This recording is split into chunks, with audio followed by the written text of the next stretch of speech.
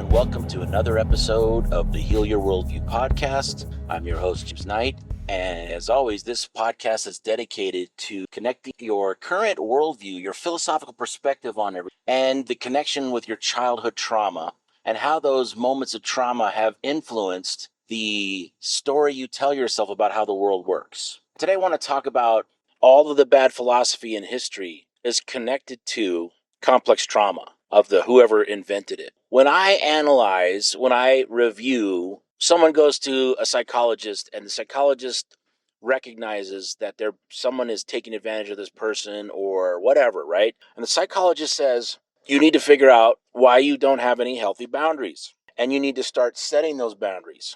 Now, this is good advice. However, what the hell does that even mean, healthy boundary? That's also a very nebulous term when you really think about it, because the claim is a healthy boundary implies there is a moral element and you're being wronged.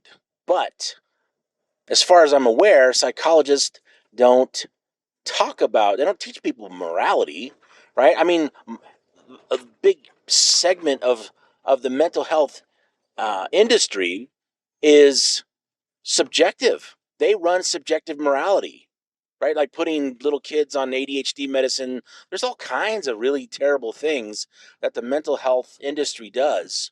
And they have a pseudo-morality, a subjective moral code that allows them to do that. So let's say you're seeing this psychologist and they say a healthy boundary.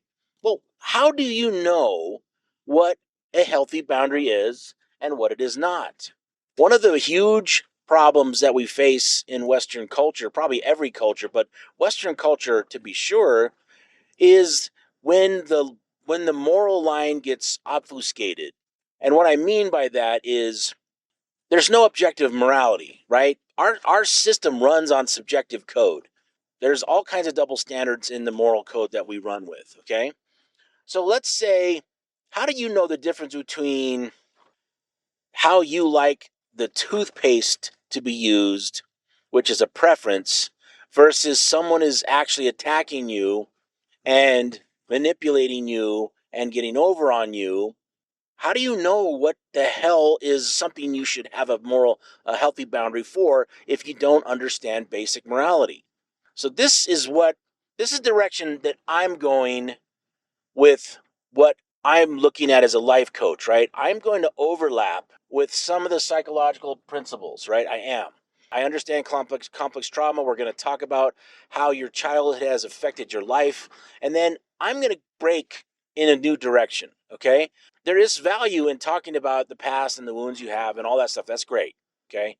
That is a necessary part of the process. And I think at this point in 2024, I think that this method is so widespread, has been disseminated in books and all kinds of different lectures, that a life coach can actually do this without causing any harm. They're going to have to really make a good case for why a life coach can't explore this section of someone's past, because the life coach is a similar concept to a therapist, but it's not medical, right? So the one thing that the mental health community does is they try to put a medical diagnosis on every patient. And there might be some value in that. So, for example, if I think I'm dealing with someone with a bipolar or something like that, then I would easily recommend that they go see a psychologist to help them. Maybe, that might be out over my head there. I don't know. It depends on the degree that the person is suffering from it. But the key here is that what is missing is people do not know how to process moral claims in the moment. All right? This is what the big affliction is in humanity. No one knows what the hell anybody is talking about. So how do you, when you're having a fight with your spouse over the condition of the house, well, how do you frame that in a moral argument that actually makes sense, right? It's like, if you're going to set up a healthy boundary, you have to be able to defend your position, because what if your spouse doesn't want that? well, they're going to argue against you. And then if you don't have a moral foundation to set your healthy boundary on, you're going to cave in. Why? Because you don't know why you're fighting for it. I mean, it's one thing to intuitively know you need a healthy boundary, and it's another thing to expressly understand the moral condition that you are in, right? If someone is violating your property rights, then you could say, listen, you, spouse, are violating my property rights, and this is not okay. We need to figure out how to stop this thing because it's toxic. That is how you set up a healthy boundary. You have to make a moral claim that it sits on in order to say you're in the wrong. Otherwise, it's just he said, she said all day long, especially if you're dealing with a narcissist. If you got a narcissist problem in your relationship, there's not you're in big trouble if you can't unpackage the moral claim of what a healthy boundary actually is and why it is something that you should stand up for yourself for.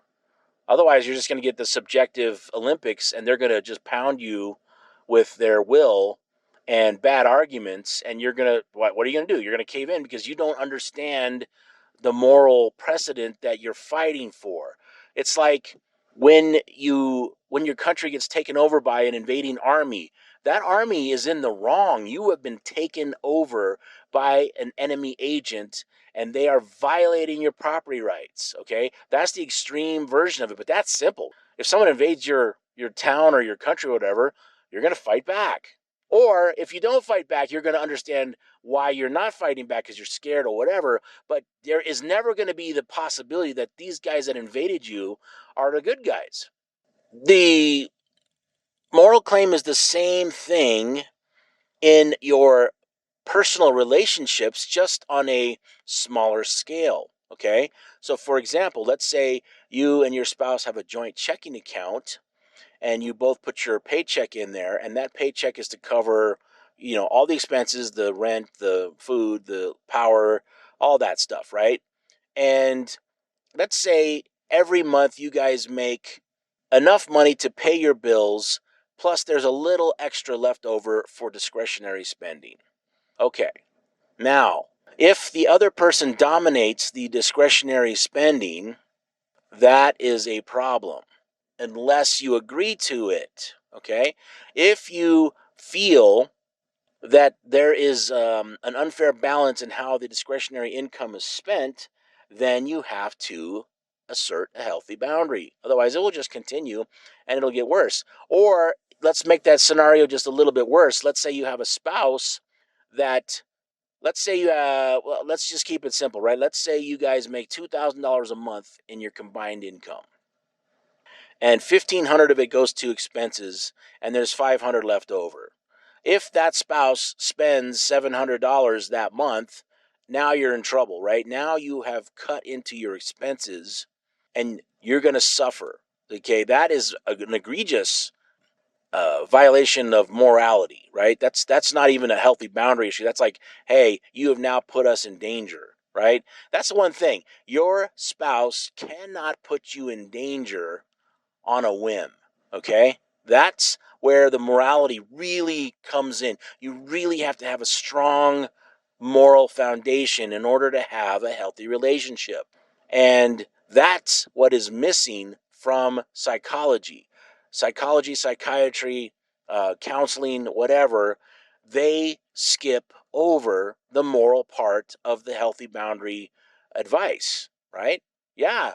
So now this person, right? So you go to the therapist, you tell them your situation, they say you need to set up this, and this healthy boundary. Okay, so you go and do that, and you can appeal to authority here. You can say, well, this is what the shrink said. Okay, the shrink said, I need to set up a healthy boundary for this, and this. And maybe your partner says, okay, fine, or maybe they don't, but you have the appeal to authority where the therapist told you to do that. So then you get a little bit of confidence because they said it needs to be done. All right. But those are, let's say you got the three things. But what if there's 20 things? How would you know what the other healthy boundary things are? You're going to have to keep going to the therapist, right? And you're going to have to take line by line. You're going to have to figure out all these issues. because you don't know how to process morality, or you were told morality is subjective, or all of the lies that people are hammered with in life. So there is a very important component to your personal boundaries and your personal relationships that require you to have a solid understanding of morality, okay? And if you find yourself in a relationship with a partner that thinks morality is subjective, that's a red flag, okay? It's a red flag. And if you think morality is subjective, that's a red flag. Why do you think that's subjective? Especially after you've seen a therapist, they said healthy boundary, but you don't understand what that is. Like, you go and you try to fight for yourself, but because you don't have the moral underpinnings, how can you keep that up long term?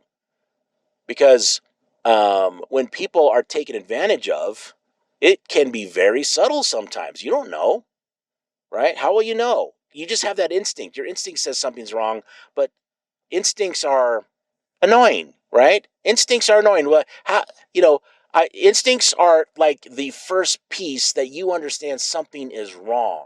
Okay, so your instincts warn you something's not right and you need to take action, but then you can't explain what the hell it is. You can't explain why you're having that feeling. This is where we run into problems, right? What happens is you have that feeling, you can't quite put your finger on it. So you just kind of, most people just kind of like, oh, I'm just being silly, right? This happens a lot when you're in a relationship with a new person and you see a red flag, but you don't know why you're seeing it. Your spidey senses are tingling, but you can't explain it. So then you're like, oh, I just must be crazy, right? And you wave it off. But that was your sign.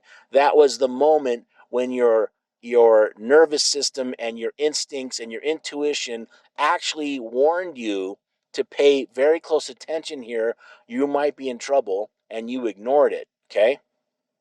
That's also part of the moral part. If you don't understand the morality, or if you don't have the ability to explain your intuition, I find this that most women are afflicted with this problem is their intuition's right, but they can't explain why. So then everybody just like ignores them because what do I do with your alarm that we can't figure out what it is? Okay.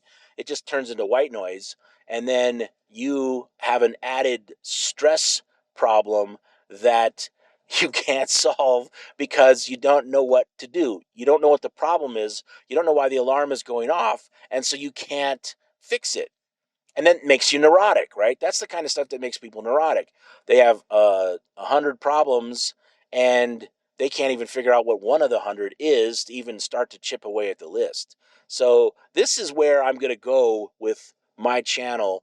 I'm going to go into this space where we look at healthy boundaries to that are required for you to heal your complex trauma, and in order to heal that complex trauma, you must develop a moral foundation that you can rely on, that you can actually stop and say, is this a moral issue or not? Or is this a preference, right? We can use the silly ice cream flavors, right? There's chocolate and there's vanilla. And let's say you're allergic to vanilla, whatever, okay? So then you're with your spouse, and because you're allergic to it, you make it a moral claim that there can be no vanilla ice cream in the house because you're allergic to it. Well, what if you just don't eat it, right? Why does it have to be an all or nothing claim? Because you're scared? Okay, well, that's a preference, right? That is one of those things where you can you then become honest with your spouse and say, wow, I'm just scared to have that in the house. I would really appreciate it that if you ever want vanilla ice cream, that we go out and you can get it at Dairy Queen or whatever. Okay. That is a healthy way to solve that problem. But if you have an ultimatum, I cannot have that in the house, blah, blah, blah, blah, right? Now you've created a friction point in your house and you're using a preference to masquerade in a moral claim, and that is going to build resentment because no one is going to buy that. They're going to either capitulate or they're not. But if they capitulate, they're going to remember that because it's such a terrible thing to do to another person to try to enforce your preference as a moral boundary. And with that, I hope you found this episode valuable And if you did, if you could possibly like or subscribe, that'd be excellent to help get my message out there. And as always, I'll see you on the next one, and have a great day.